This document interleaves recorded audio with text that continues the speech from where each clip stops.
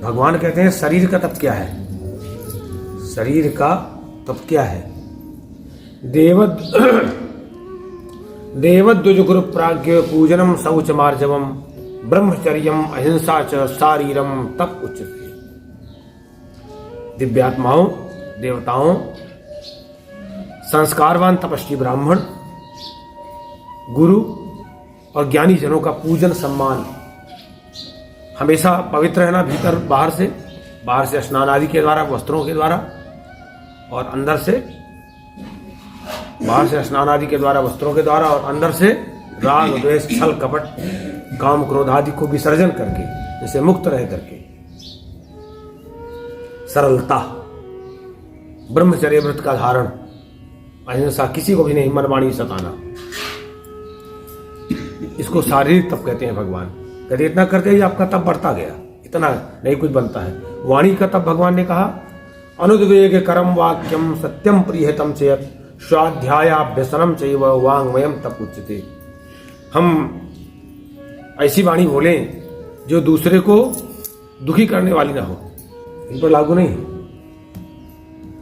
तो कहते हैं अनुद्वेग करम वाक्यम, ऐसी वाणी हम बोलें जो दूसरे को उद्वेलित न करे, और प्रियहितम, प्रिय भी हो, हितकारक भी हो, ठीक है ना।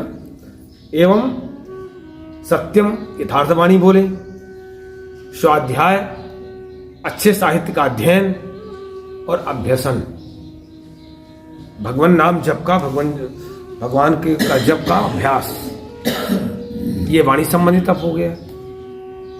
और मानसिक तप क्या है? मन प्रसाद सौम्यत्वम मौनमात विनिग्रह भाव संशुद्ध रेते तत्व तपो मानस मुचिते। मानसिक प्रसन्नता, सौम्यता, भगवत चिंतन का स्वभाव, अपने आप पर नियंत्रण, भावना की पवित्रता, इसको भगवान ने कहा यह मानसिक तप है। अब तप भी 3 तरह का होता है।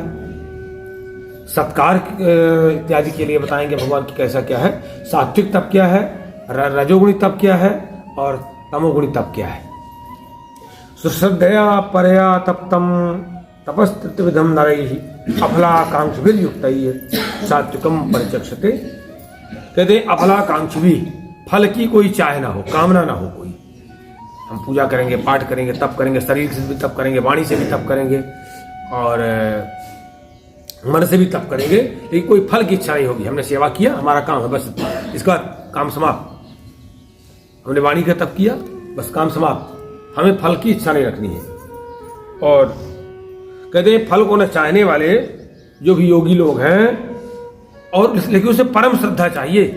ये सेवा तो हम कर रहे हैं, शारीरिक तप के लिए देवद्विज गुरु प्राज्ञ पूजन, ये सब तो कर रहे हैं हम लोग, लेकिन श्रद्धा चाहिए, परम श्रद्धया, परया श्रद्धया, परम श्रद्धा से जो किया गया, जो उक्त 3 प्रकार का जो तप है, वो सात्विक तप कहलाता है। मन का, वाणी का, शरीर का जो तप भगवान ने बताया है। भगवान कहते हैं जो 3 प्रकार के तप बताए हैं तप, लेकिन उसे फल की इच्छा ना हो, परम श्रद्धा भी हो, तब वो जो है कहते हैं सात्विक तप कहलाएगा। और रजोगुणी तप, वही 3 तप। रजोगुणी कब हो जाएंगे? आपको दुख देने वाले कब हो जाएंगे? वही तप दुख देने वाले बन जाएंगे। सत्कार मान पूजार्थम तपोदम्भेन चैव यत् क्रियते तदिह प्रोक्तम राजसम चलमध्रुवम। भगवान कहते हैं वही तपस्या आपने सत्कार पाने के लिए किया, मान सम्मान पाने के लिए किया, अपनी प्रतिष्ठा बनाने के लिए किया, पाखंड दिखावा करने के लिए किया।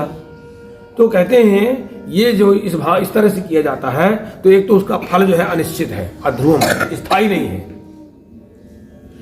क्षणिक फल देने वाला है, इसलिए इसको रजोगुणी कहते हैं। मिलेगा लेकिन क्षणिक मिलेगा, नष्ट होगा, दुख होगा। अरे यार वो तो कुछ नहीं हुआ, हमें 1 साल के लिए मिला, अरे यार हमने तो कामना लेके तो आपने किया था ना, दूसरे ने थोड़ी किया है, आपने किया, आपको मिलेगा। और तामसी, अगर आपने निष्काम भाव से किया तो आप पता नहीं भाई भगवान की देने की इच्छा है, नहीं जाने कितना, और आप मांग रहे हो थोड़ी सी, तो भगवान तो उतने देगा ना जितना आपने मांगा, उसमें भी कमी कर देगा। और उसकी देने की इच्छा बहुत है, तो आपने अपने भगवान बाउंड कर दिया। तामसी तब क्या है? मूढ़ग्रहेणात्मनो यत् पीडया क्रियते तपः परस्योत्सादनार्थम व तत्तामस उदाहृतम। कहते हैं जो तप बड़ी हठ से किया जाता है, बड़ी मूर्ता से किया जाता है और मन, वाणी और शरीर को पीड़ा देके किया जाता है। कोई देखा नहीं, कांटे पड़े हैं, पड़े थे ना, कोई कांटे पड़े हैं, शरीर को कष्ट दे रहे हैं, पता नहीं क्या क्या करते रहते हैं।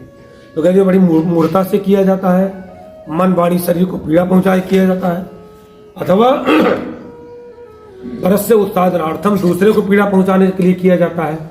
दूसरे के लिए करते रहते हैं लोग, पूजा करेंगे भगवान की देखा, अरे क्यों देखा, वो भी तो भगवान की संतान है, वो अपने कर्मों से अपने आप देख लिया जाएगा। तो परस्य उत्सादनार्थम, दूसरे को अनिष्ट करने के लिए किया जाता है, वो तप जो है तामसम उदाहृतम, तामस कहा गया है, तमोगुणी तपस्या कही गई है, उसका परिणाम बहुत बुरा और होता है।